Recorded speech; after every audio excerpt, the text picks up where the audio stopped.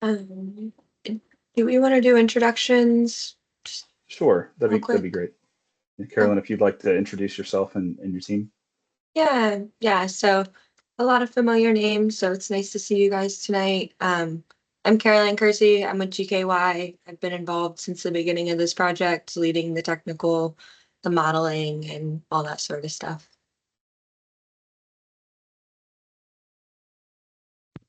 I can go next. My name is Melissa Stacy. I'm also a member of the modeling team. I joined a little bit after the start of this project, so I wasn't a part of the community walkthrough and the initial meeting. So it's great to meet you all, and thank you for your time.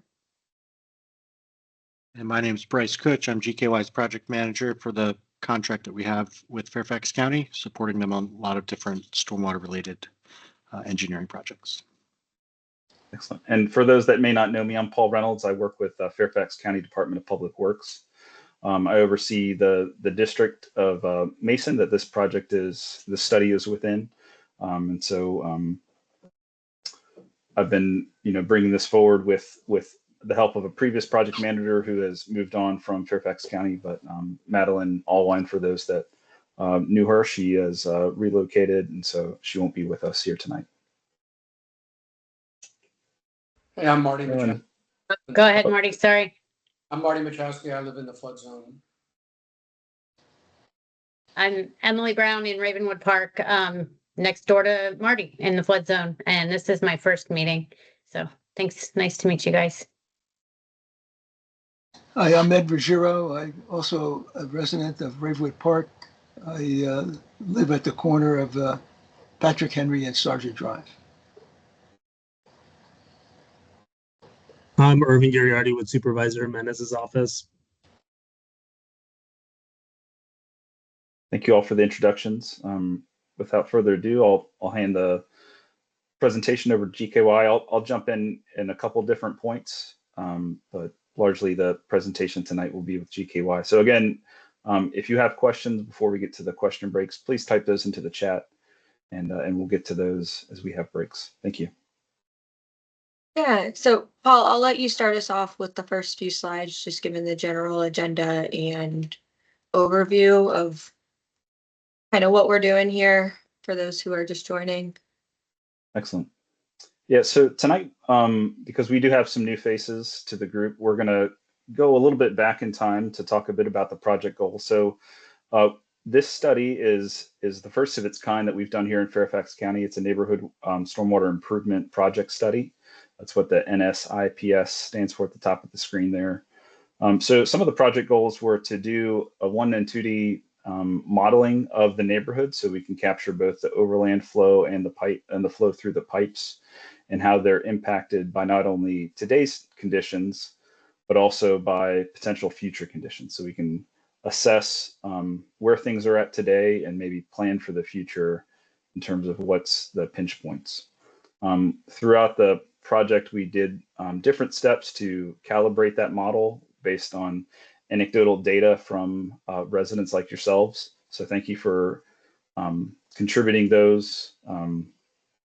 Today, we'll focus a little bit more on the potential improvements towards the end of this presentation and the key takeaways. And then at the end of this, I'll talk about next steps, and we'll have a larger question and answer. But there will be question and answers throughout the presentation, so please go ahead. As we get to breaks, if you have questions on that section of the presentation, please ask those then.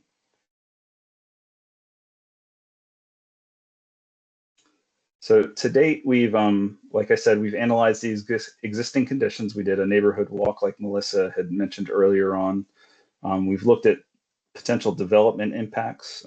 So we're currently in process of reviewing the First Christian Church expansion with Wesley. Those plans have been received by the county. And so we're looking at those impacts. We've done, prior to those plans that we received, we had taken what they submitted with their special use permit, and we did our best to analyze that. But now that we have more detailed information, we will be looking at that in further detail. We've also looked at climate change impacts by using Marissa and other methods of trying to figure out what is the quantifiable change that could be expected to the neighborhood. And then today, like I said, we're talking about the the strategic stormwater solutions that would hopefully mitigate flooding for you all. Okay, and I'm happy to take over from here. Thank you, Paul. So here we just have sort of a general overview of everything that we've already completed so far in the top row there. So reviewing the existing information, initial modeling and calibration, and then existing development modeling and sensitivity analysis is new to this phase. So those first two arrows were a part of the previous presentation. I think as well as the third, excuse me. And then we're going to go through those first two topics on the bottom row there. And currently, Caroline and I are developing the deliverables for this project. So those bottom topics are really what we're going to focus on in our meeting today. And just to give a really quick recap of the work that's been completed already, these are those first 3 points on the previous slide. So we began this whole process by creating the model and running a calibration event. And to complete that model, we interacted with the community, received a lot of really helpful data that we incorporated into our models. So that was a really important step for us. And then went on to develop the existing conditions in the watershed from that base model. With that, we quantified the impacts of climate change. Like Paul mentioned, we tested increased rainfall and then completed the sensitivity analysis to understand overall flood hazards throughout the watershed and to characterize patterns of flood hazards. And there's more information about this on the project site, I believe, with the past community meeting. So if any of you would like to learn about this process in more detail, there are some documents on the website that should be helpful. Details such as like the certain methodology that was applied to like quantify some of this flood hazard, the modeling itself, all that sort of stuff. Mm-hmm. And these are just some of the results from that modeling process. So here we have what we call a max depth result figure. And what this is demonstrating is, or I guess what I should say is, this is the result of our modeling. So this is what comes out after we run a simulation. And this figure shows the worst flooding that the model calculated throughout the course of a simulation. So for this one in particular, this is from the 10-year 24-hour storm model that we created for the existing conditions in the watershed. And this colorized scale that you can see across the watershed shows you the maximum flood depth that was calculated. So that depth can range anywhere from 3 inches to above 3 feet. And this is here just to show you kind of the general locations of flooding and hotspots throughout the community. And so as you guys have probably noticed who are familiar with the watershed, we're seeing the flooding that is happening here at White and Colmac. The BMP here, we are matching some of that, the elevation, the depth in this with reports from talking to homeowners, as well as matching some of the reports and what we've seen down here at the culvert. So matching, you can see a lot of the hot spots that you all have seen yourself out on site. And as Melissa said, this is for the 10-year 24-hour storm existing conditions.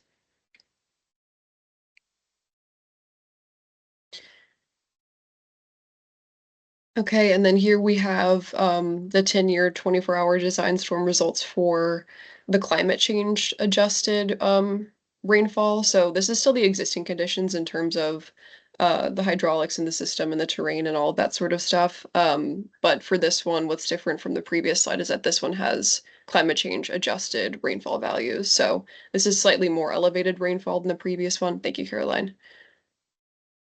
I'll let you just take a look at that as she's slipping back and forth. So these figures are intended for you to flip back and forth and see very clearly how things are changing, even if it's just changing a small bit. And of course, this is just one output of the models. This is what we typically find to be the most helpful in communicating flood results. But there's all sorts of information that comes from the model itself that we also use to quantify the differences between the different design storms. Mm-hmm.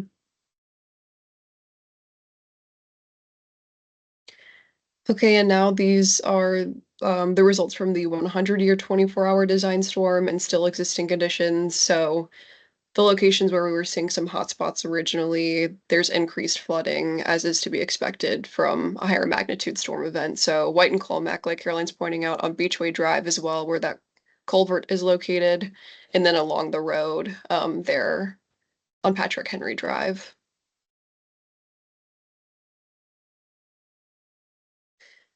And then here we have the results for the climate change adjusted 100-year 24-hour design storm.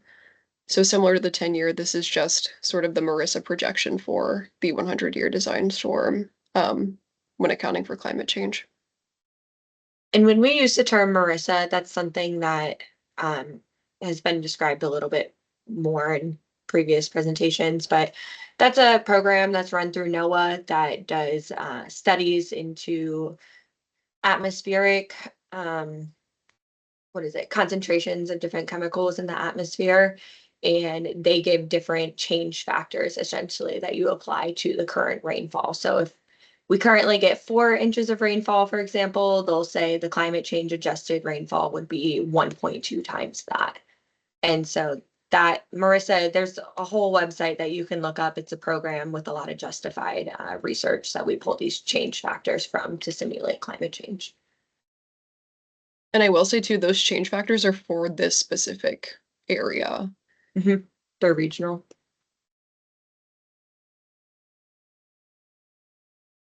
Okay. Then here we have the results from the sensitivity analysis.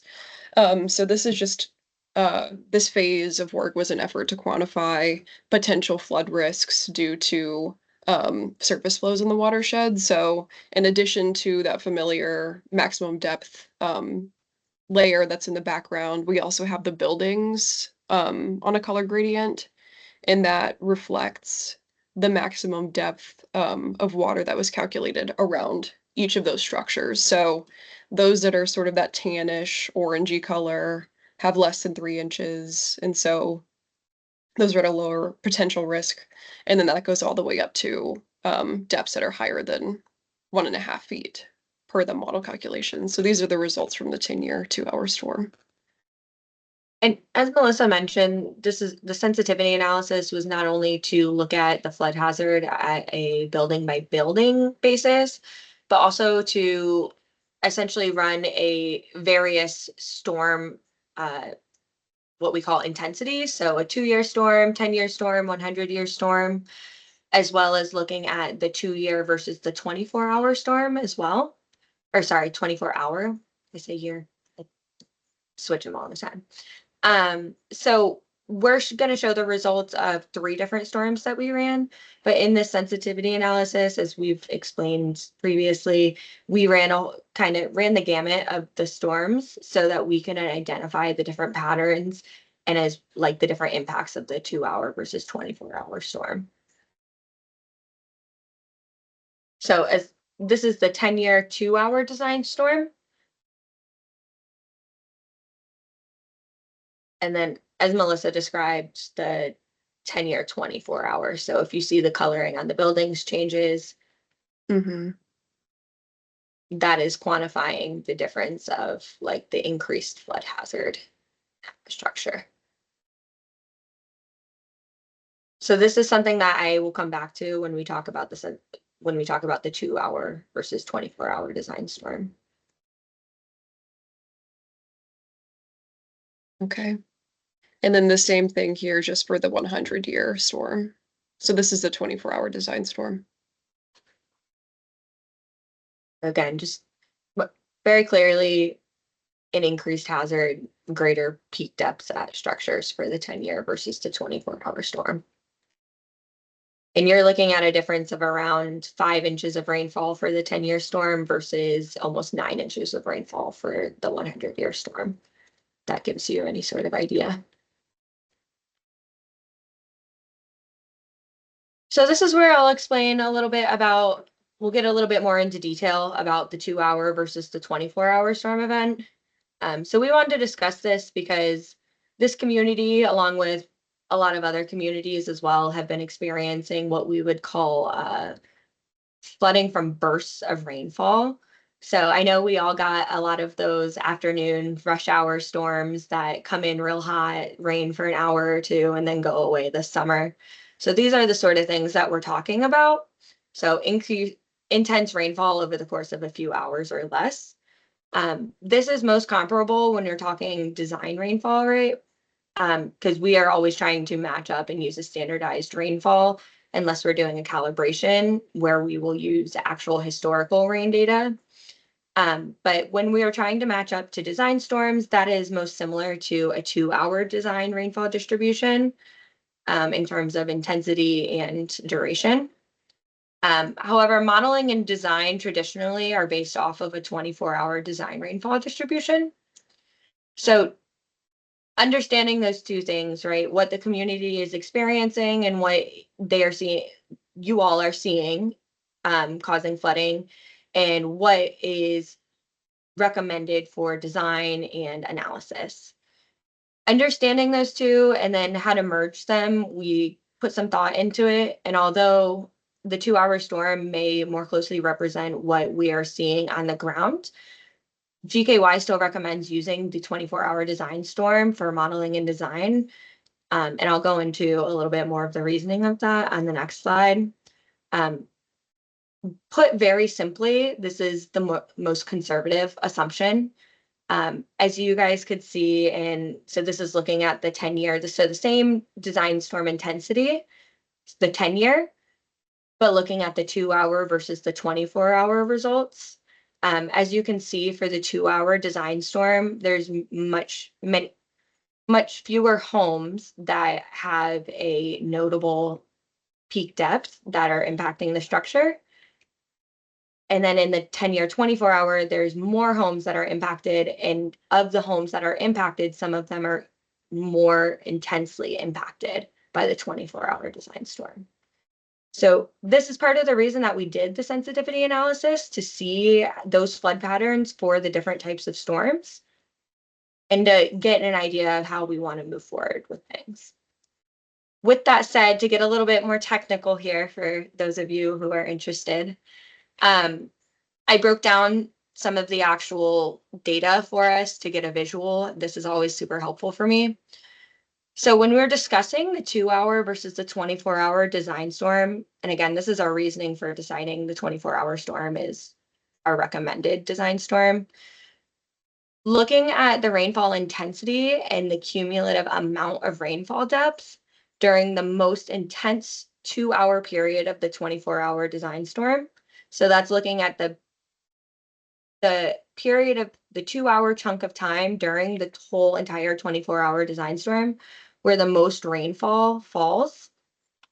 Comparing that to the 2-hour design storm itself, where there's only 2 hours of rainfall, the rainfall intensity itself and the cumulative rainfall depth are very similar, what I would say comparable. So if you look at this table down here, this is just giving you an idea. So as you see, this is the 2-hour storm. I've kind of lined them up here so that you can put them 1-to-1 in the same kind of like fashion, but you're starting at 0 and you're going up to 3.94 inches of rainfall over the course of 2 hours. If you look at the 24-hour design storm, you see that you much further on are starting at 0. You have a bit of rainfall leading up to the peak of the storm. At the peak of the storm, there's already been about 2 inches of rainfall cumulative.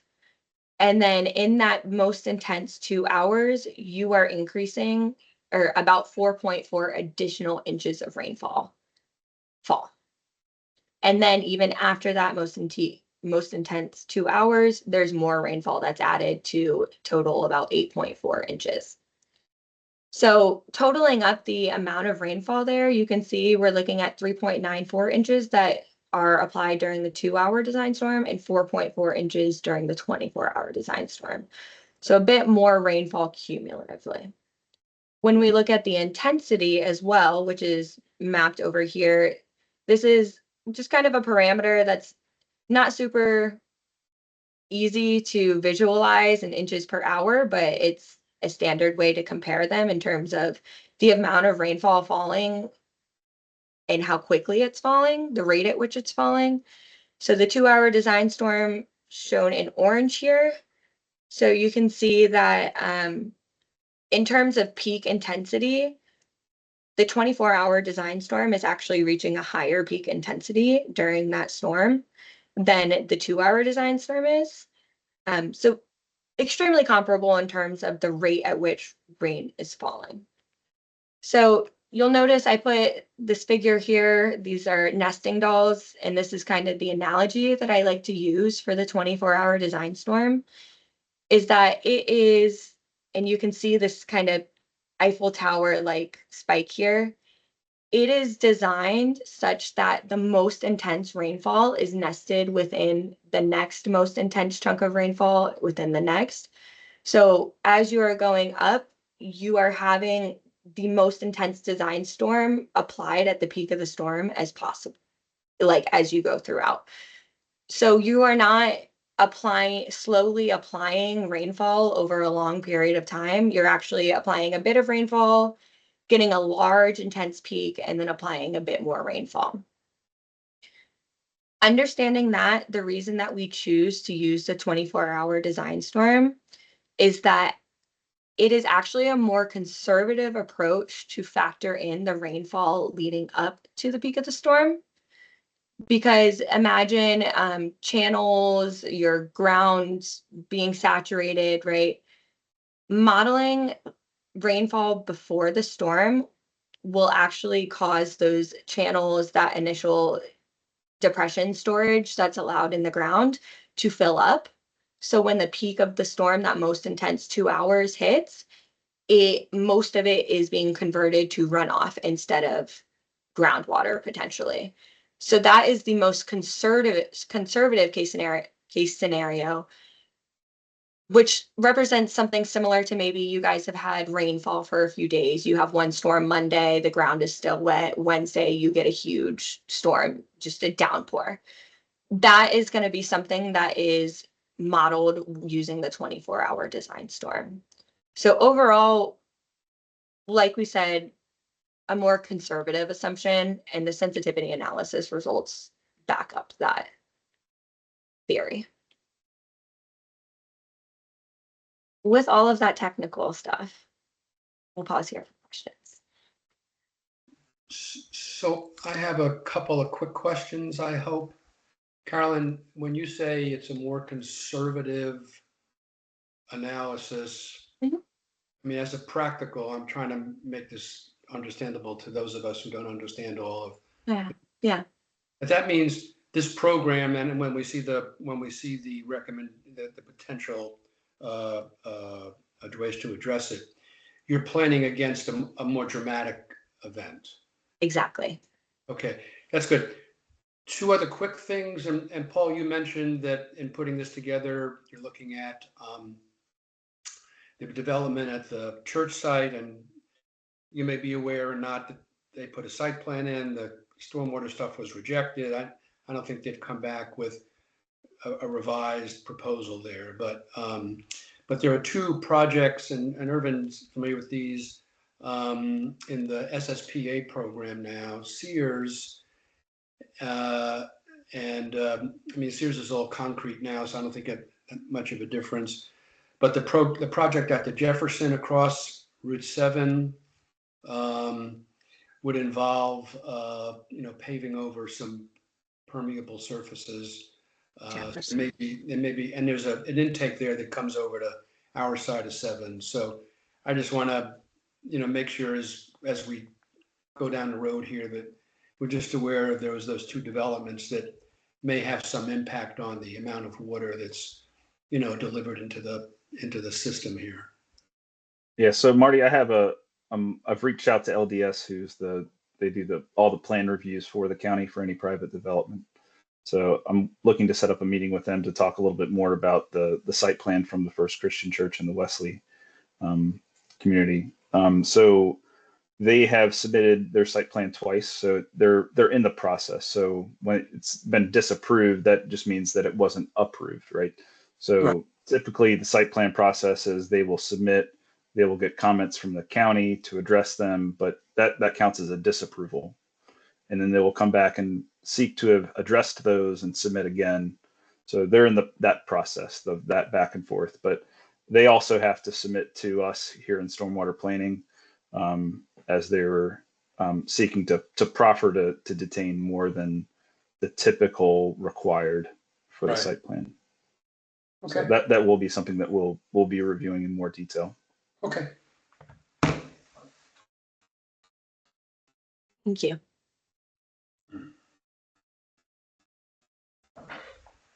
So next section, we'll be talking about the new stuff that you guys haven't seen. So that potential development modeling, the maximum development modeling, and potential solutions.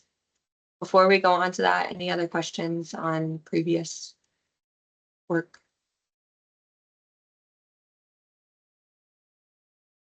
I'm gonna take that for now. Okay. So discussing progress since you and Paul last met. So the pending and maximum potential infill development modeling.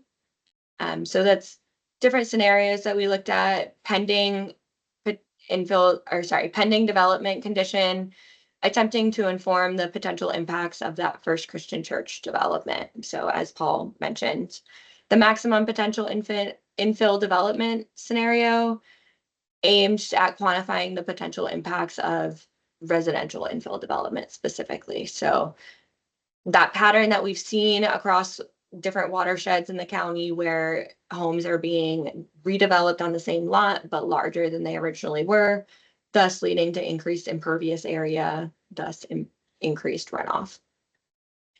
Then the second section of this is, like I said, the flood mitigation solution identification.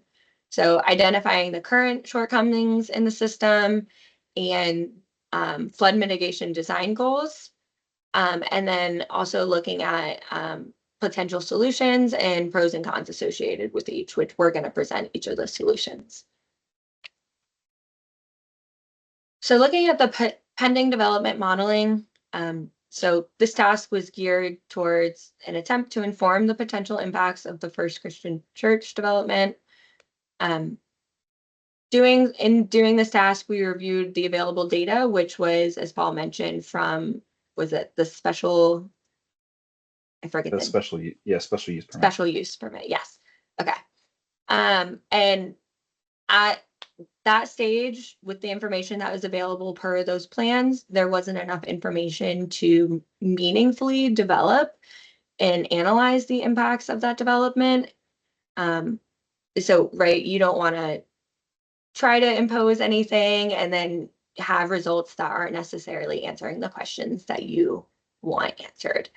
So recognizing that, we then switched gears to prepping the model such that that development can be incorporated once it has progressed. And as Paul mentioned, it has progressed, so we're going to be looking into how that can be incorporated into the model and how that will impact the watershed.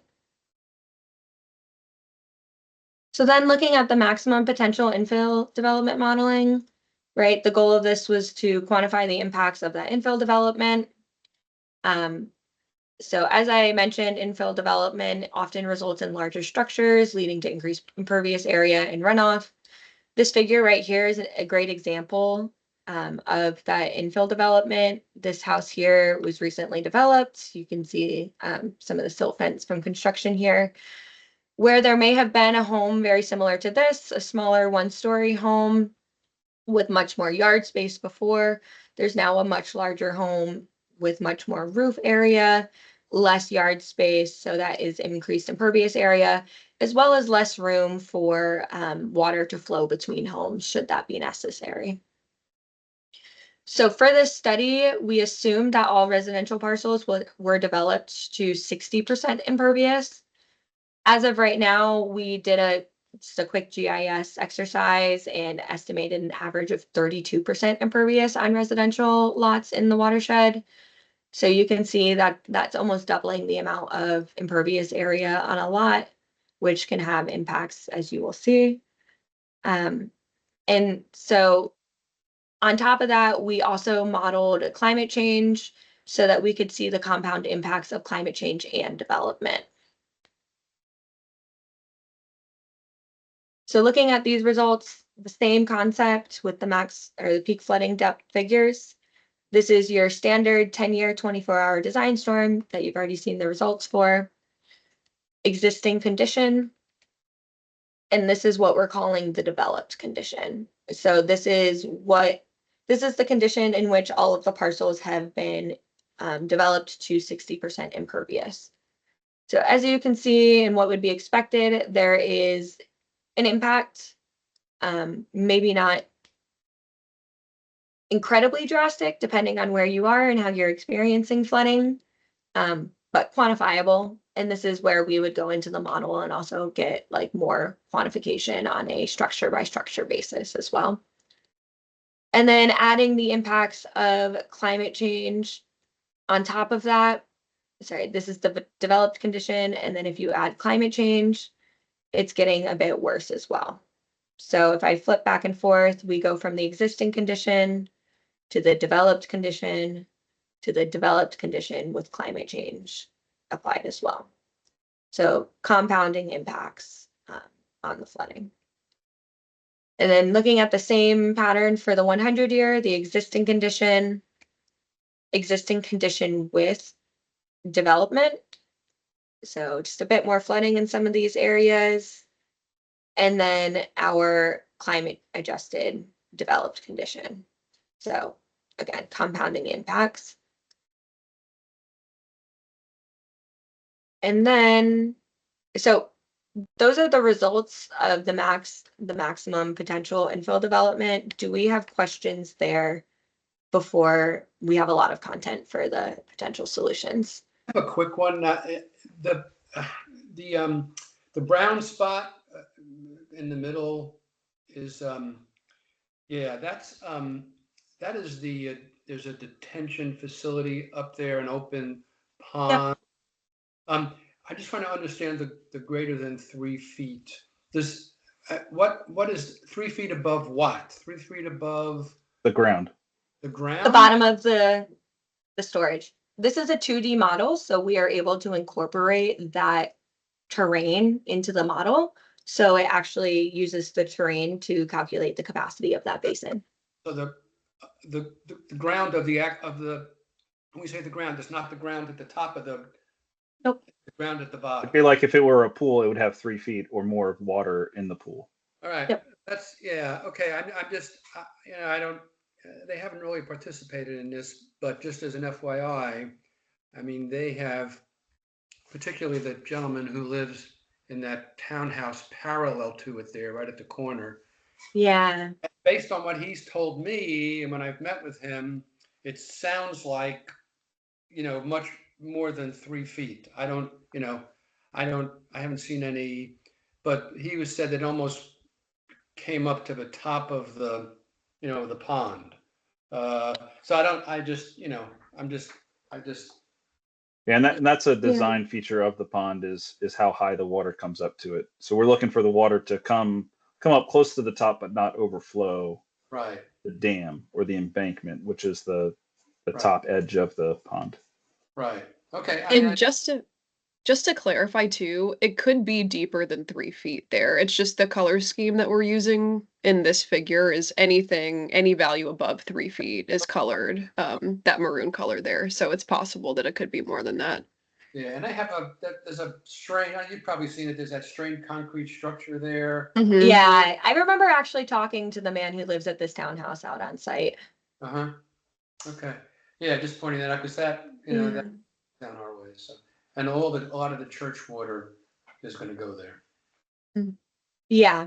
And so that's actually something that we looked at. When we did the calibration, and we don't have a ton of detail on the calibration in this presentation since that was one of our earlier steps, but we had input from somebody in this townhome. I believe actually these people are related, and he was able to give us some information on over here as well as here, and as well as some flooding reports that the county had gotten previously. So we were able to match up all of that anecdotal data with the calibration to get an idea of where things should be. Thanks. Yeah.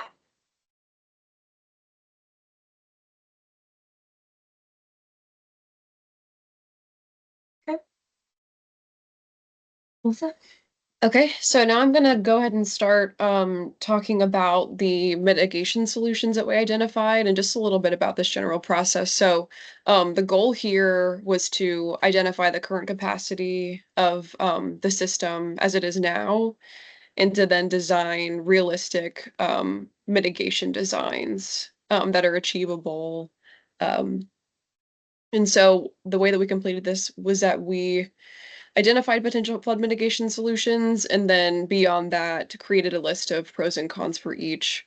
So generally, the existing condition or the existing capacity of the system varies throughout the watershed from what we were able to observe from our existing conditions models.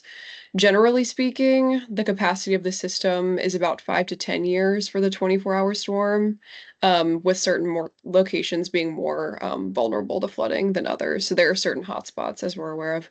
And then our approach to these mitigation solutions, um, once we kind of looked into these, the first step, before I go into those two sub-bullet points, the first step was to kind of identify any potential, like, really critical components of the system that were undersized, where potentially a single fix in a single location could provide relief to a large area.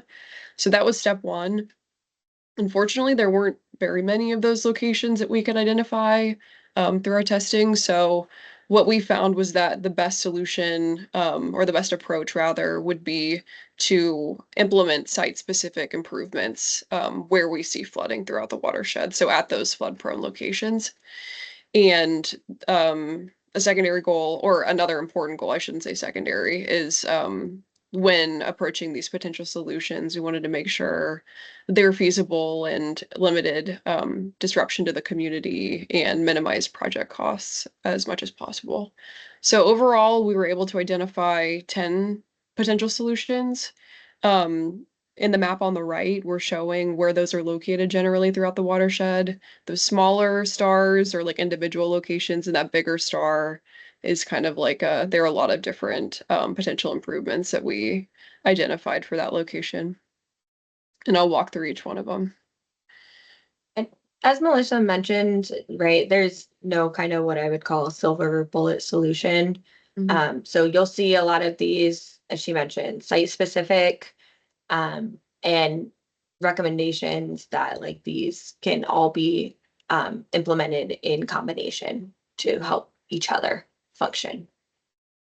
And Yeah. there's no silver bullet, right? We, as much as we wish it was that easy to come in and, okay, this pipe is undersized and it unplugs the entire system, it's very common across the state, across the East Coast, and what we've been seeing in developed areas, that it is requiring this approach of site-specific combination of improvements. And then just a quick note here before I get into those potential improvements. The phase of development for these potential solutions are really conceptual. So we sort of look to answer the question, what does it take to solve flooding to the extent possible in some of these areas? And so we didn't look beyond that at utility conflicts that exist in those locations. We didn't look at permitting requirements, sort of just like a very conceptual approach to potential solutions. And to take these to the phase where they would be implemented would require coordination, a lot more coordination, and then designs to be developed for those potential improvements. So these are just options that we looked into for the purpose of understanding how to control flooding. Yeah. And Paul summarized it well at the beginning too, that this is a study. These are not approved for like further development. So you'll see a lot of these may have things that, and Melissa will caveat stuff that you're like, whoa, that's gonna take a lot to make that happen. Understood. These are concepts to see what can and can't be done at this point. Okay, so the first two are flood mitigation measures that protect the structures specifically throughout the watershed. So this was kind of born from the sensitivity analysis that we completed, where we identified homes throughout the watershed that could be at risk potentially of floodwaters approaching their homes. And so Option 1 is related to that, but option 1 is more of a proactive approach. So that one entails preserving or improving overland relief paths that exist currently throughout the watershed in these residential areas. So what I mean when I say it's a proactive measure comparatively is that those overland flow paths, we've been able to identify those in the existing conditions model. The idea there is to sort of mitigate future flood issues that can arise if infill development occurs in those critical flow paths and potentially pushes floodwaters into areas that it doesn't currently go. So kind of getting ahead of the monitoring and being able to protect structures in the event that development does occur. And then the second option is to install flood mitigation measures to the structures that could potentially be flooding now under the existing conditions. And those would be, some examples of those are kind of on the right-hand side of the slide there, and can be modifications to things like window wells or installing raised curbs to protect low points of entry into homes and safeguarding those structures from existing flood risks. And just to note, these two examples are from a recent project within the Ravenwood community. What's nice about Public Works' relationship with Land Development Services is that I've already identified with Land Development Services, they have geographical tools where they utilize those to review plans. And so I've given them the information that we have done a more detailed study of this neighborhood. And so when they get an infill lot plan coming in that has an address within this neighborhood, they'll know that they can reach out to us and we can share these identified overland relief paths and potential homes that could flood based on that sensitivity analysis. So this will be better information that can always be tracked for the community and be put in the hands of those that are reviewing plans. And it just gives more information so that they can, when an infill lot plan is placed in, they'll know when they need to ask for more information or a better plan to avoid flooding of others' homes, which is not allowed. Yep, the idea is to preserve this space. Water, unfortunately, needs space, which is a hot commodity around here. Okay. Okay, thank you, Caroline. Okay, and then this is option number 3. So this is this location is along Route 7 by First Christian Church. So when looking at the existing conditions model, the results of that are Caroline's pointing out on the right-hand side of the screen there. We noticed that water coming down Route 7, because of the grading that's present there, is bypassing some existing inlets that would direct that water towards a different outfall into a different watershed. And just to kind of clarify what this figure is showing, blue areas indicate that there is some depth of water there. That is calculated by the model. And then those tiny green arrows show the direction of the water. So we were seeing, again, water flowing down Route 7. Where Caroline's cursor is right now is where those existing inlets are, and we still see some water exiting that area, moving further southeast. And eventually the model shows that hopping over the curb and then entering into the community towards Vinewood and Sherrill Drive, and generally traveling in a diffuse way throughout that area. So the idea for solving this issue here would be to add additional flanking inlets along those existing systems to help capture more water that's escaping beyond it, something that's sort of like a more accessible solution with only a few structures required to kind of make that a reality. Okay, thank you. Okay, and then we have options 4 and 5 here. Sort of piggybacking on something I mentioned in the previous slide, we did see that a lot of water was jumping over Route 7 into that Vinewood community, not only from that northern portion of the drainage area, but also just generally around these neighborhoods as well, and meandering around these homes in a way that's uncontrolled and could be threatening these structures. So in an effort to mitigate flooding here, the idea is to control the water, of course, but in doing that, option 4 here shows some potential storages where we can kind of trap the water, hopefully reduce peak flooding downstream, and also control the water as it's passing through this area. So the gray boxes there show potential above ground storage opportunities. So some sort of detention facility, perhaps, something along those lines. And then the orange boxes in that same image there show potential underground storage opportunities. Again, just to reiterate the caveat previously, this would require a lot of construction in this area and would be disruptive. So this is one of those options that has those cons associated with it, and we're very well aware of that. It's just something that we looked into to see what it would take to actually control the water that passes through this location. So this is what that's showing. Yeah, and while it's helpful, or maybe it's frustrating at times to show solutions that may not be able to be constructed, it really does quantify the level of effort and the room that it takes to reduce flooding in an area. So such as these gray areas, typically in townhome communities, a lot of the utilities are built behind the townhomes. And so it would be challenging to lower all of those utilities enough to have storage by them, as well as, the county has policies of how close can you have a detention to a home as well, right? So a surface detention of water, it's not a good idea to have that extremely close to homes, because then you have risks of children drowning in those, right? And that's not something that we're looking to introduce to the community as well. So there are those trade-offs. And then also, like in the orange areas here, when VDOT controls the right-of-way, sometimes their policies, such as they don't want detention under the roads or BMPs within the roads, those ponds and other control structures like that aren't just curb inlets and other things that convey the flow.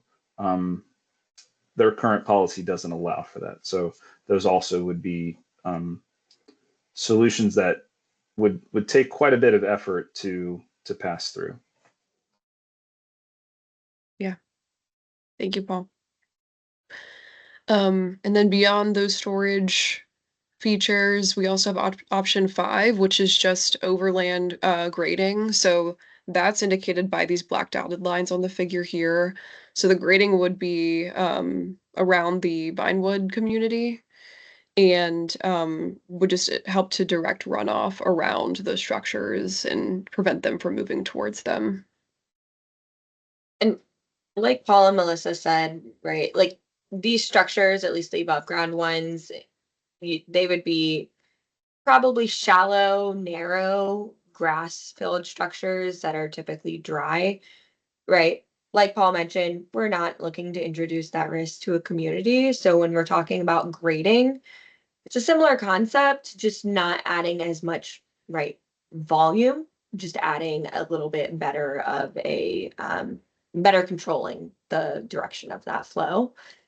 Again, you still have to be careful, even if you're not digging as much volume out. You have to be careful with any sort of grading in those areas with utilities there and being close to already established structures as well. So another reason these two kind of go hand in hand on varying levels of intensity, but both kind of share the same constraints.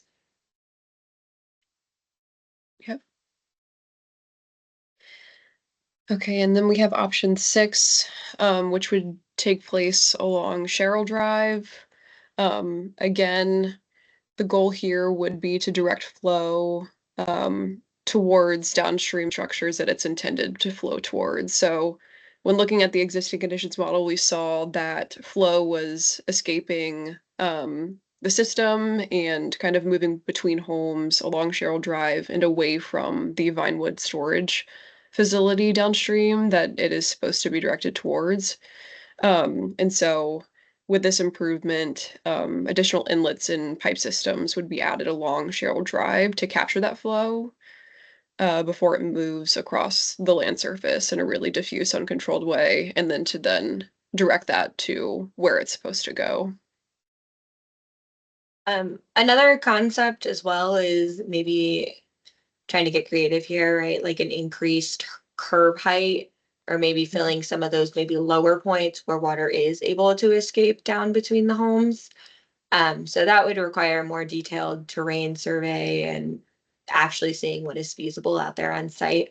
But as of right now, just noticing, as Marty mentioned, that BMP does get quite full, and as Paul said, by design. So this is meant to control the amount of water that is leading to one of the most vulnerable areas in the watershed, which is this sump location. But as you can see, this water that should be going here to start with is bypassing that control structure and heading directly to that most vulnerable area. So just patching up some of that there may help, again, reduce just a bit. Like I said, none of this is going to be a silver bullet, but piece by piece, we can get some improvement. Mm-hmm. Yeah, thank you, Caroline. Okay, and then for option number 7, this option entails regrading around the Vinewood community. So kind of completed in 2 parts. Again, the first being at that cul-de-sac along Cheryl Drive. So this is sort of like an overland regrading version of, I guess, option 6 that we just talked about previously. So the regrading here would just direct water towards that BMP over the land surface instead of adding pipes. Again, both of these could be implemented in concert with one another. That would also work. And then apart from the Cheryl Drive improvement, another area where we noticed that water was sumping and moving towards structures before it was going to where there was more room for it was along Peace Valley Lane at the Vinewood community. So where that other black arrow is that Caroline was just pointing out, some minor regrading there. The contours are also shown on this figure as well. So you can kind of see that enclosed circle by her cursor. Water tends to pond there, and it can't necessarily make it to that area that Caroline's pointing at now. So doing some regrading in that area would give it a direct path to where it should be going. This is very similar to one of the previous solutions, but the concept here is that it's a more limited disturbance and looking at an overland relief path as opposed to just overall improved grading to a full area. And so these are targeted at specific places where we see that there's a holdup that is right. If you have a holdup here, it will force water to find a easier path, maybe somewhere that you don't want it to.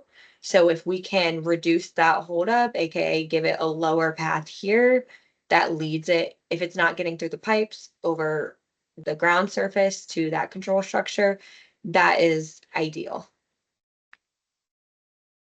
And just to note, as I had mentioned, right there, this homeowner, I believe here or right here, has experienced or reported some flooding before from this sump location specifically.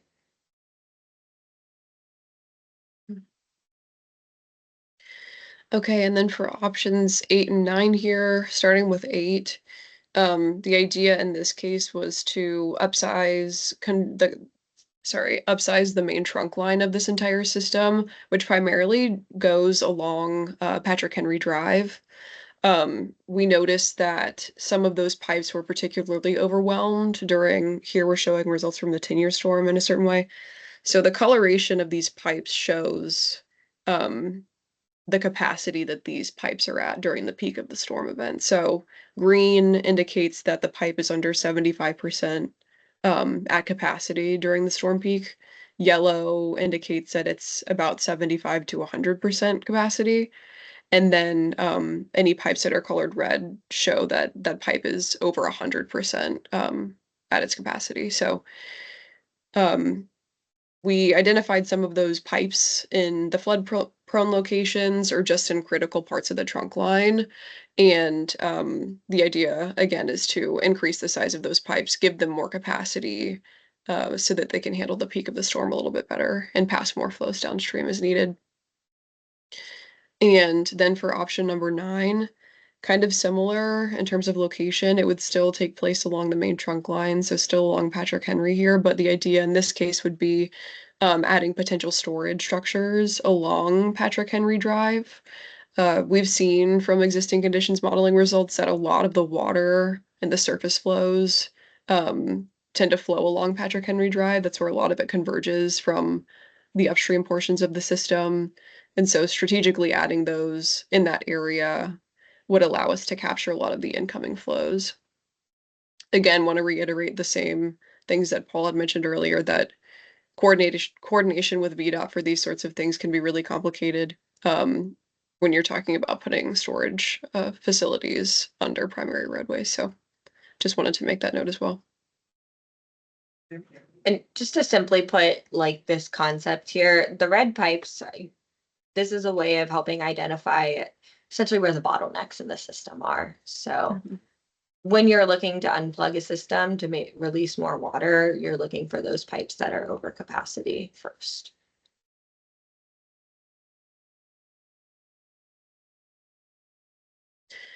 Okay, and then just some more results here from option 8 specifically we looked into. So here we're again showing the maximum computed flood depths on this figure on the right-hand side. And this is the existing conditions model. We're going to flip back and forth with option 8 actually implemented within the model. But here we have the 10-year 24-hour storm. Now we have the proposed conditions. If we go back and like and the upsized pipes are shown in red here. So we have those two at White and Colmack there on the upper right-hand side of that figure. And then on the bottom left, we have an upsized pipe at a bottleneck that's located on Sargent Drive and Patrick Henry, the intersection there. So yeah, if you could just flip back and forth, Caroline, that'd be great. And we saw that, oh, sorry, go ahead. Just to add a little bit of context, you'll see for this option as well as option 10, there's some modeling results. We did some actual modeling to quantify the potential impacts of some of these ideas. These two being the ones that were that lended themselves to modeling, and you could actually get meaningful results from. So we're going to show those where we have them. I was going to know, oh, one other thing that I wanted to note, right? Again, dealing with these pipes, almost all of the pipes in this watershed are within the VDOT right of way. And VDOT has design standards, specifically designing pipes for the 10-year 24-hour design storm.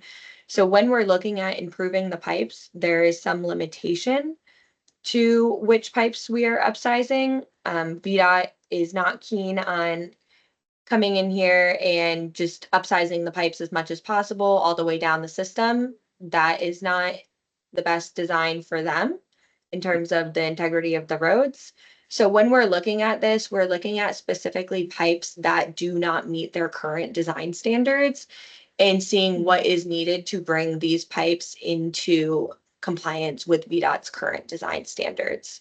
So again, looking at the pipes that are currently under capacity, but not having the authority to, or not have, it's not a good idea to come in here and completely upsize all of these pipes from here to the outfall of the watershed.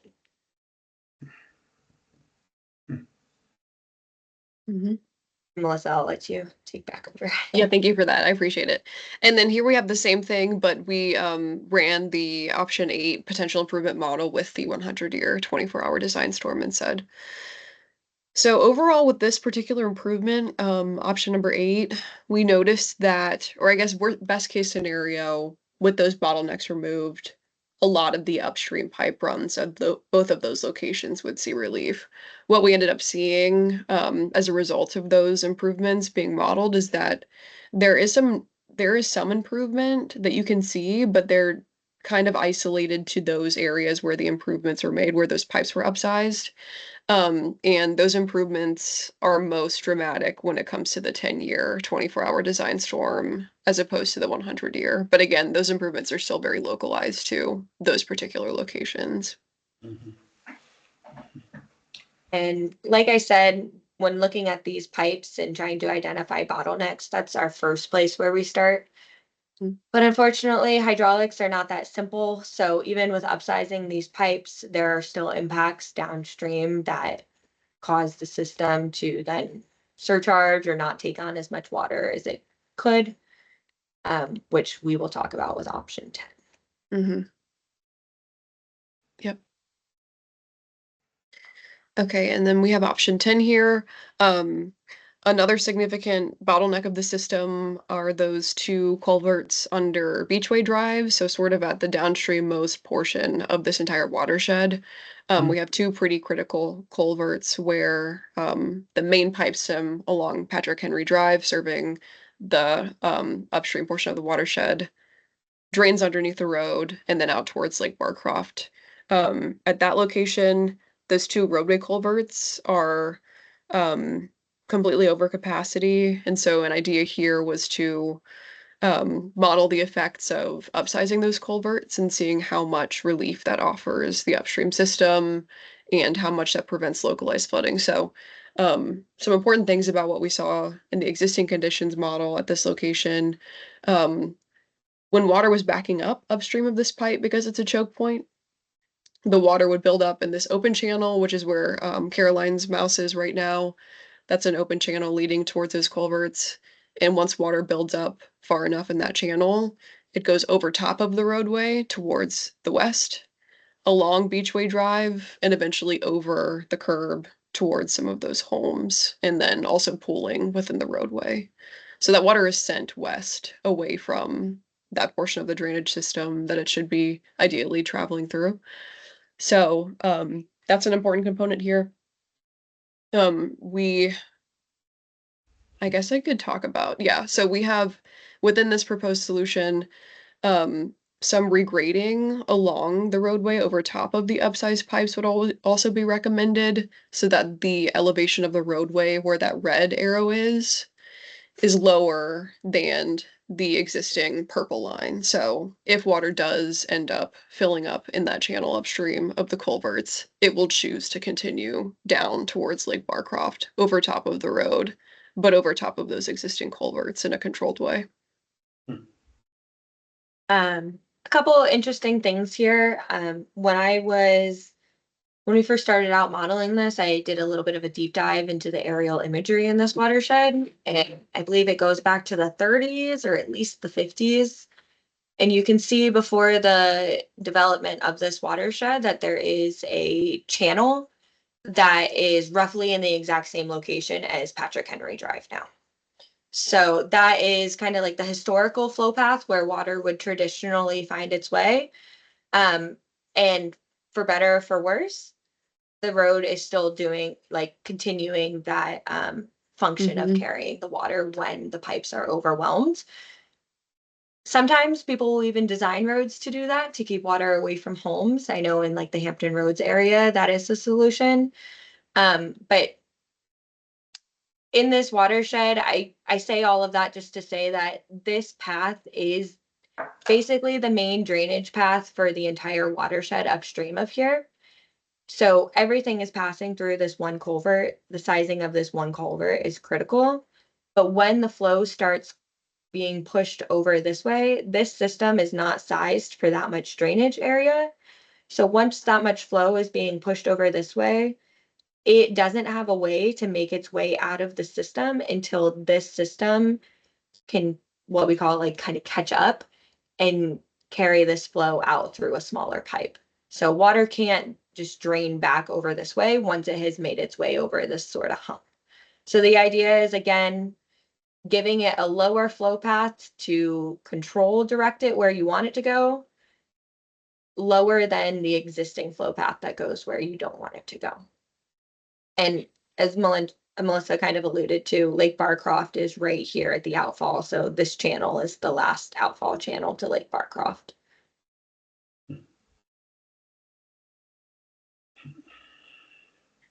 Okay. Thanks, Caroline. Okay. And similar to improvement option 8, we have some preliminary results here. So this is the 10-year existing conditions model with the current sizing of the culverts that are in the watershed now. And then the results of the 10-year, 24-hour storm with upsized culverts underneath Beachway Drive. So if you wanted to just flip back and forth, maybe a couple times, thank you. So most of the water is contained in that upstream channel and is being passed by those culverts, not going over Patrick Henry, and it's more controlled overall here. Okay, and then we have, again, the 100-year 24-hour design storm. This is the existing conditions first. So a lot of ponding, like I was kind of mentioning previously, towards the Over west. 3 feet in some areas. Yeah, the water depths get really significant there during the 100-year storm. Okay, and then with the improvements, we see that reduces. And I'll note here, is from doing some of this modeling myself, right? There's improvement. We weren't able to get rid of the flooding though. And that is because there is a kind of threshold here where there's a point where you can make this culvert bigger, but then there is water building up in the downstream channel such that there's so much water in that channel that we cannot push any more water through the culvert. So it's what we call a tailwater effect, right? The lakes kind of starts rising, that water surface elevation starts rising, and it means that water cannot efficiently flow through there. So water is kind of meandering, moving around slowly rather than flowing like you might be used to seeing. So again, a threshold there at which we reach the limit of the benefits, but still a quantifiable benefit for like emergency services, that sort of thing that may need to get through here.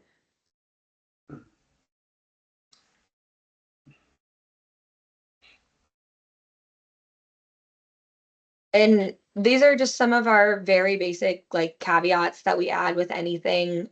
Just none of this modeling is for FEMA purposes, right? So FEMA has its own flood insurance studies and rate maps. These are urban flooding studies.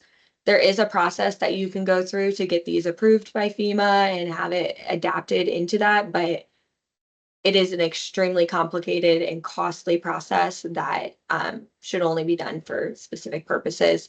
So just keep that in mind if you're trying to understand how the flood insurance may relate to this. This is just basic language, right? A lot of this is for knowledge purposes. When we get down to design, there needs to be actual survey and that sort of stuff that is informing these things. Maximum flood depth figures, right? They show the maximum flooding at all points in the watershed at any point in time. So as water moves throughout the watershed, right, there may be some times where there's the peak of the storm in the upstream end of the watershed, and then an hour later, there's a peak of storm in the downstream end of the watershed. The peak flooding results show the peak of the storm at both locations, regardless of the timing of it. So you see that worst case scenario. And then discussing the sensitivity analysis, there's a lot of methodology and explanation that goes into quantifying those results that were discussed a bit in previous meetings, but we also do have a memo that describes that in detail, because it was like, it's important to the study. And then Melissa? Yeah, so we have just like a summary here of all of those potential mitigation solutions that I just reviewed. I try to cover all this material, but this is sort of like a more concise documentation of what's recommended for each of these, some of the expected benefits, and then pros and cons, approximate cost, and construction duration. So all of that's kind of quantified here for you. And again, if you want to see like the whole summary, just refer back to this slide and the following slide, and you can kind of look at everything in one place.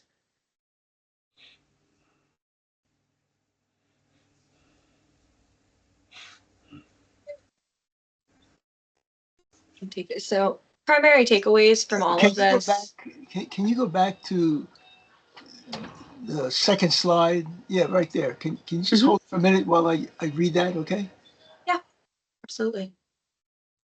This And will I'm be, going to provide you with the slides as well. I know that this is there's a lot of information on this slide, and it might even be hard to read based on what screen size you have. So we will give you time to look at this and digest it more in depth. and this will also be on the website for the study, right? Yeah, Okay, I think I'm thank probably you. not going to post the PowerPoint slides there. I'll probably post this video, but then for you all, I'll email out a link to the presentation in a PDF, so you can Okay. digest it again. Thank you. You could go ahead. And it can be requested by anybody else that's watching this video at a later time. Okay. So just to wrap this all up, primary takeaways. So as we've established, there's an existing lack of conveyance capacity. No one solution to just there it's fixed.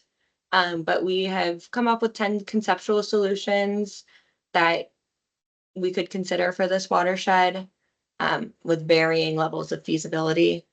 And then the benefits for these solutions may benefit by location. As we mentioned, we are focusing on the flood-prone locations first. So as we mentioned before, these solutions can be implemented throughout the watershed in combination, and the benefits may be combined if doing so. And just from the modeling that we did for the two solutions, option 8 and option 10, just noting that option 10 does provide that significant flood mitigation along Beachway Drive during the 10 and the 100-year storm.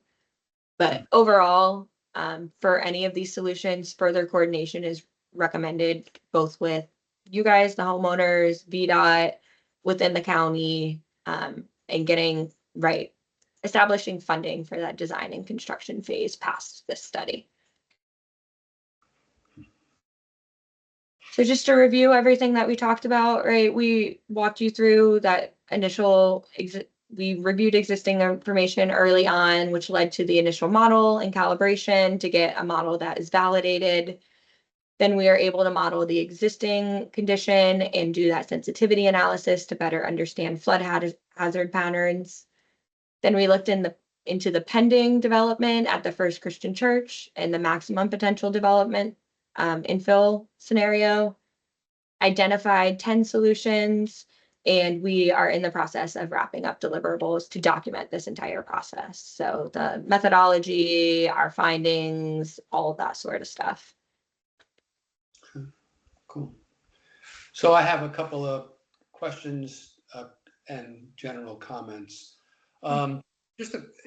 You've outlined 10 sort of potential solutions. Is it fair to say that your view is that those 10 solutions, some of which are directed to a specific problem, would not exacerbate the problem in other parts of the system?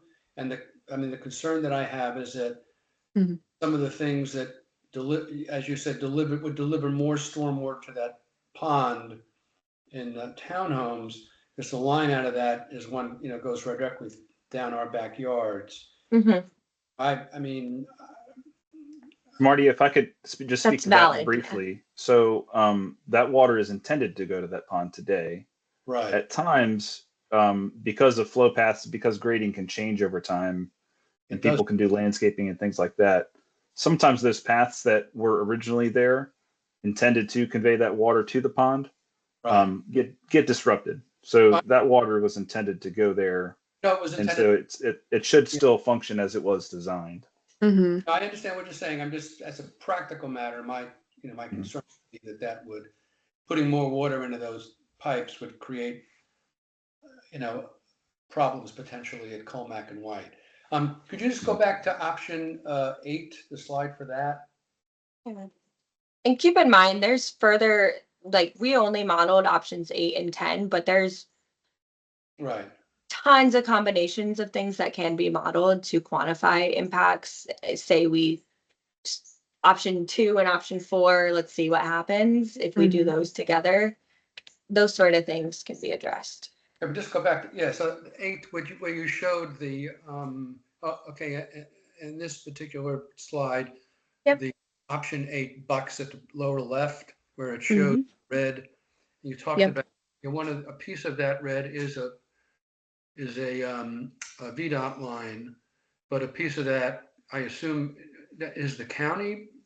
That's the Yeah. county. So, yep, the pipe that goes between your house is a shared pipe. So part of that is in the right of way, and part of it's out of the right of way. Right. So we share that responsibility with VDOT. Okay. And back to 3, option 3, and this, touches on a number of issues that and discussions I've had with Paul and with others. The issue, as I understand it, is that, as you identified, is that water that comes down Route 7 and is supposed to go to the outfall that goes to the 4 Mile Run watershed is either coming fast or at too much volume, or the pole's not big enough, or whatever that is. And so it's skipping over that and ending up in our watershed. And I mentioned earlier the site plan for the First Christian Church. It's that site plan and the stormwater component of it. And this, Paul, I think will be in there when they revise it, and because the issue was a different outfall. The issue is outfall 1, I think, as I understand it. But they are going to, from the site, deliver a considerable amount of the stormwater from the site to that outfall. What I think is outfall, it's either outfall 1 or 2. I think it's outfall 2 in their site plan. So they are going to be doing, a pretty significant amount of construction at that area there when they build, because they've got their pipes are going to start going into it.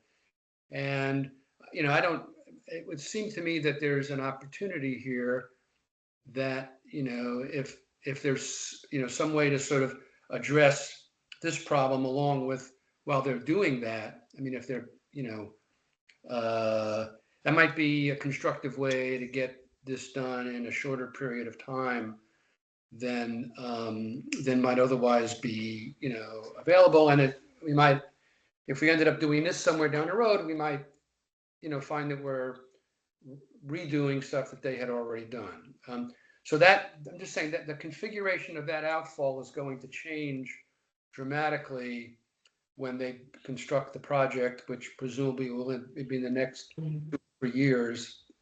And so I'm just, trying to sort of bring these various pieces of work going on in the county to the same together, so that potentially there's something that could be done as part of their effort that would address the concern you've identified, or make it easier in the future to address the concern you've identified. I don't, know that it would solve it, but there is going to be, in the near term, some work being done at that outfall. And we should at least understand if there's a possibility there to get some, additional benefit from that. Yeah. So Marty, the conclusion of this study is really coming at a very good time for us and for you all, Right. because it's giving us the necessary information to give adequate feedback and comments to, both the site plan and any plans that VDOT might have along Route 7. So the Route 7 problem here, it's an issue of water getting into the pipes. I understand. Because the inlets can't convey enough water into the pipes. The pipes have capacity for more water, but right now, instead of going into that inlet and into the pipe, it's escaping down the road. So that's the challenge there. Yeah. But bigger, or I don't know. Mm-hmm. Are you in touch with Mohan? Or more, yeah. Mohan Bostakati? I'm sorry, say that one more time. Mohan Bostakoti? I might have not pronouncing his name right. Mohan. Is he with VDOT or? Oh, he's with the county. He's with the county? He's a stormwater person reviewing the site plan. Okay, yeah. So I will be talking with him. He's one of the individuals that I'm looking to set up a meeting with. Yeah. All right. So again, there may be some overlap here that that can be done economically, because that project is going to dig up that area. Yep. Right. Yep. And for public works, probably of all these 10 solutions, right? There is since there is plans to do land development here on the First Christian Church property, it offers an opportunity to do something that kind of adds on to it as well, right? So we're going to look at that possibility, even if it's beyond the commitment that was made already, if it could solve other things, right? That's not a guarantee, but it's something that'll be evaluated. Right. I also wanted to go back, Marty, to a point we were talking about earlier with some of the overland grading where the water is not getting into the pond at Vinewood. Particularly for you, the importance of that solution is because the flooding that you've experienced is that burst flooding, and then you have ponding in your backyard, and then maybe 15 minutes or 20 minutes or 30 minutes, it's gone, right? Depending on how the storm is, yeah. Yeah, so what that's telling me is for all of the water that's unmitigated, that has no slowing down of it, right? All of that water, if we can reduce that, that's going to help you, because when we send water into the pond, it's going to take that water hours and hours and hours to go through that pond and then make its way into the pipe. So that water, if we send it into the pond, that's the water that you never see because it stays within the pipe and it never ponds into your backyard. So so those solutions for situations like your backyard and the Chasons, like that's very impactful. Yeah. So if we can get the land rights and the permissions to do those kind of projects, which is what we'll be engaging with, that'll be helpful. Yeah, but okay. I mean, I'm 2 points, Paul. I've never heard this from you before, but our observation is that when we flood, the water comes. It's not that the water coming down can't get into the pipe because the pipe is full. It's the water coming up out of the pipe.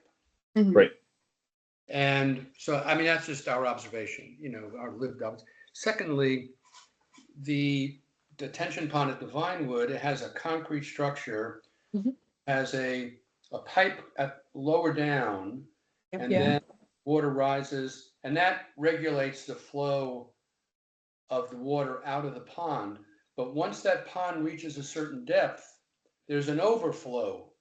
And so that regulation that you're referring to, that holding back, is no longer, it's no longer holding it back.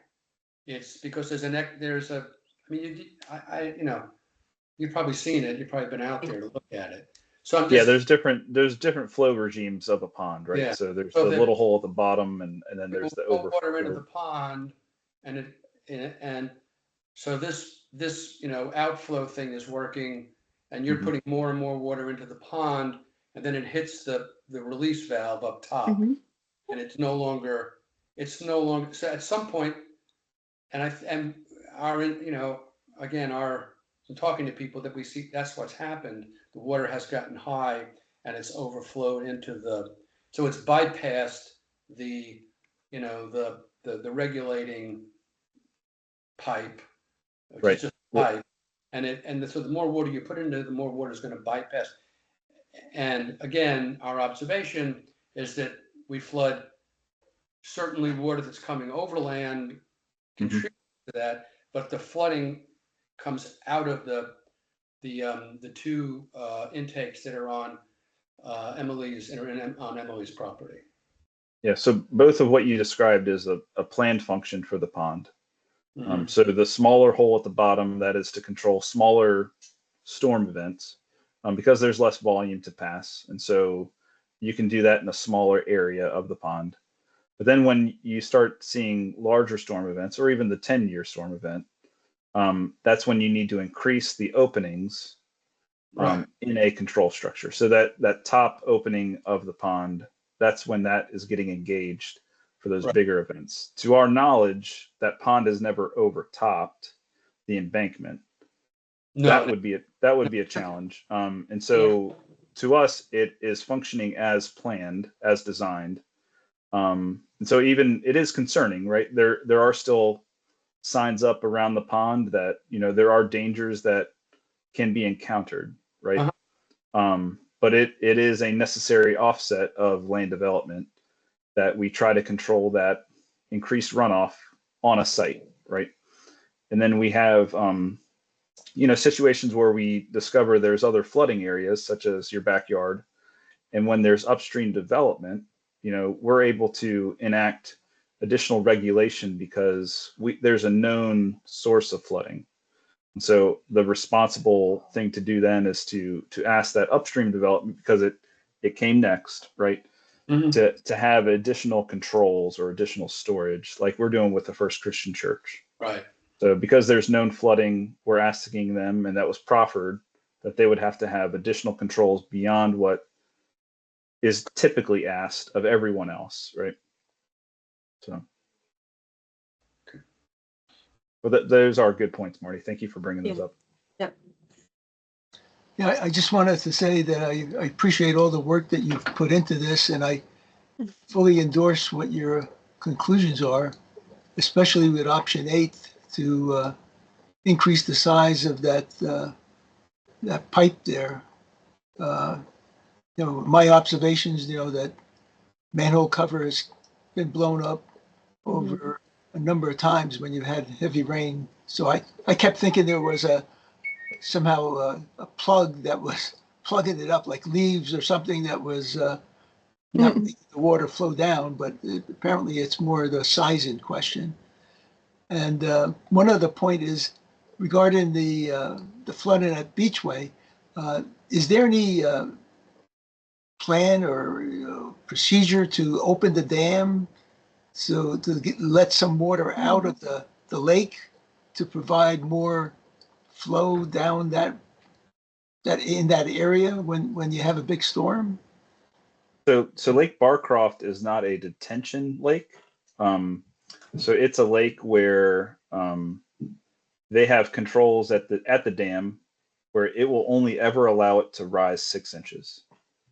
And that's intended. It's got very big gates that open and close to control that water level very carefully. It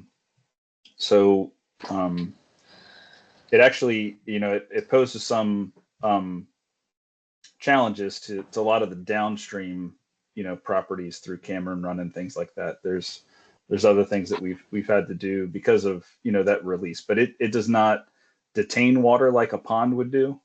A pond that's intended for stormwater management. So they do release as much water as possible to kind of control that lake level. Okay, thank you.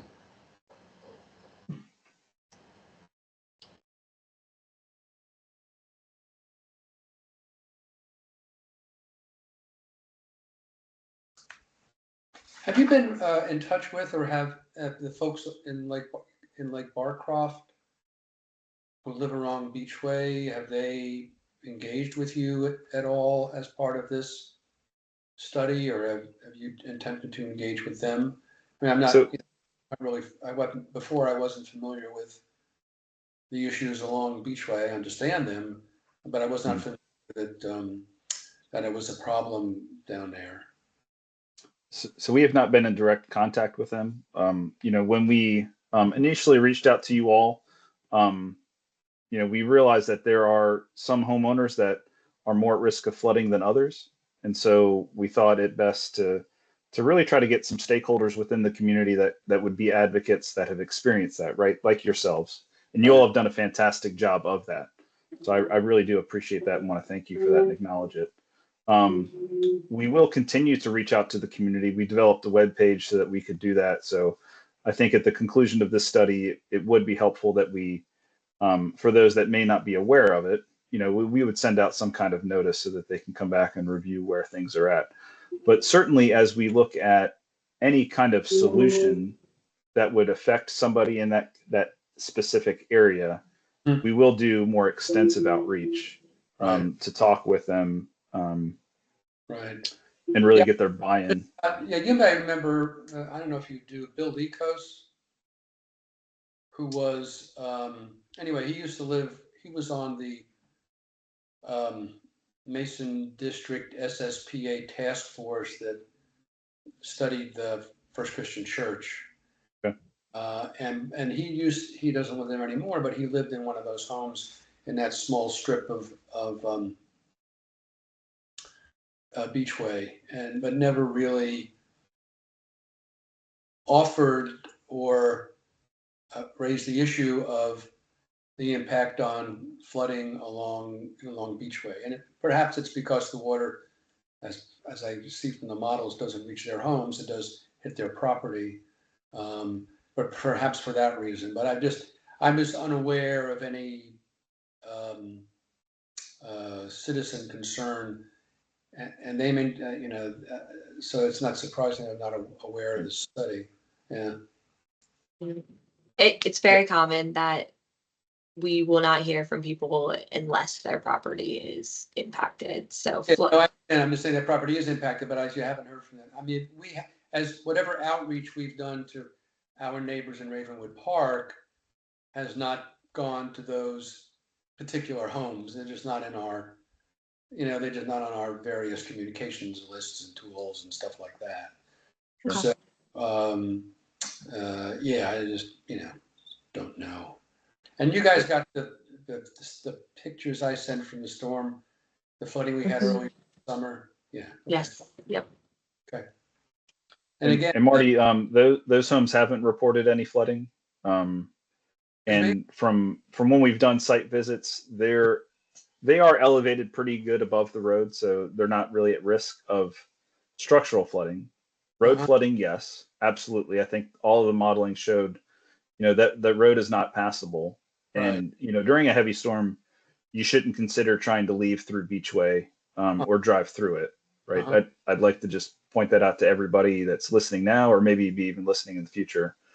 And then looking back at the sensitivity analysis where it was showing, the different colored houses that potentially have flood risks, right? Those risks are really, they could be just ponding in a yard, right? Right. So if there's more than 3 inches of ponding in a yard, that's not necessarily structural risk of flooding, but it could be a nuisance risk, or it could be, some jurisdictions look at 3 inches of water as enough water for a child to drown in. And so that's why we came up with that 3 inches of water near a home, because it shows a risk, right?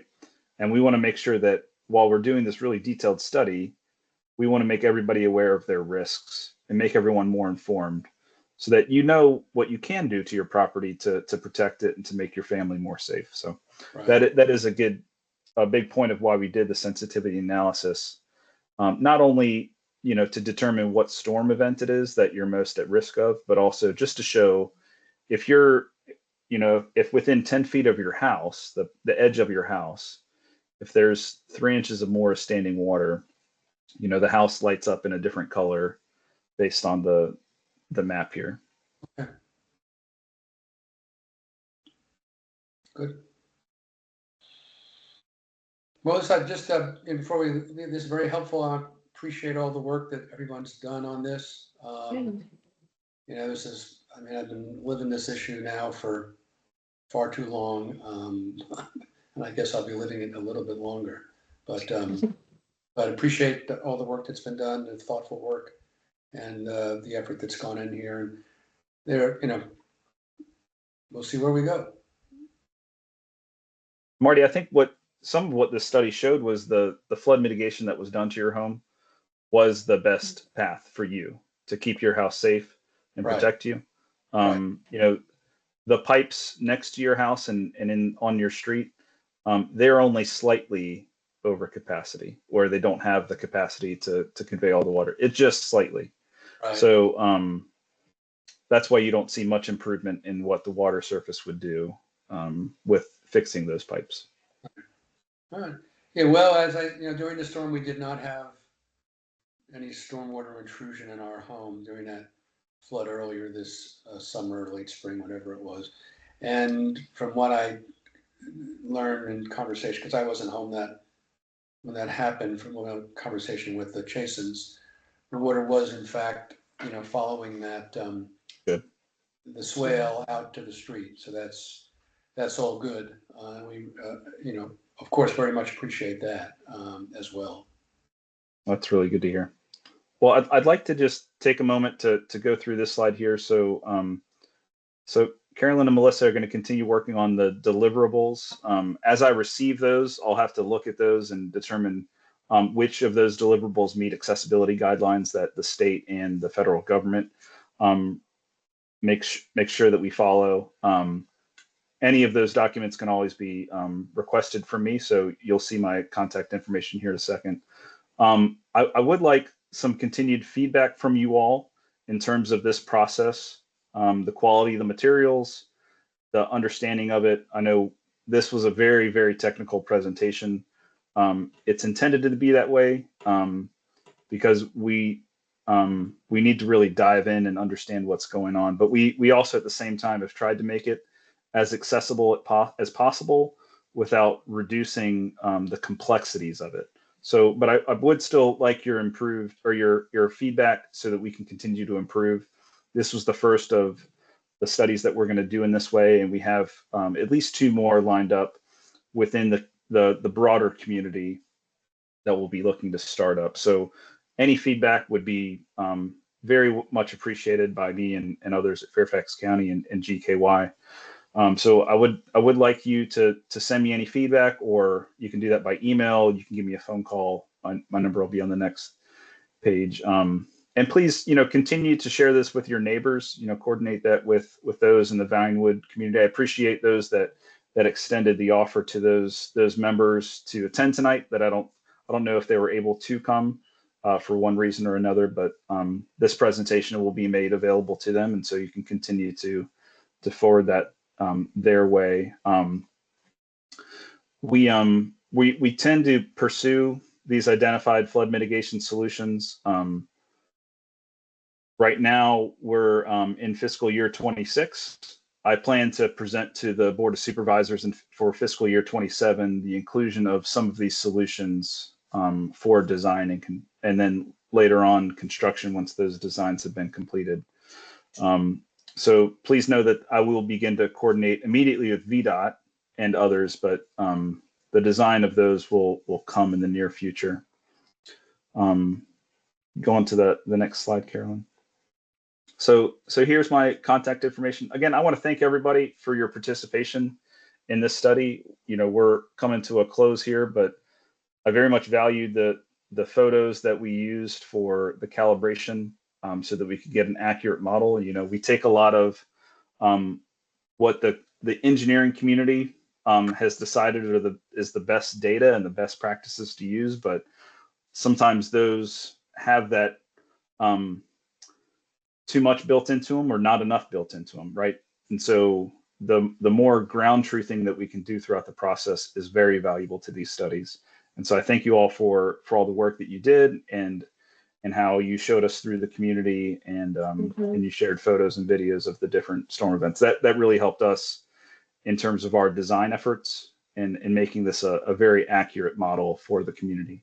And like Carolyn said earlier, we developed the model for inclusion of more detailed information from the First Christian Church. And so that will be something we'll do internally. It won't likely be in that final deliverable here in October, but as that plan moves through site development, we will be analyzing it through the lens of this model that we now have created.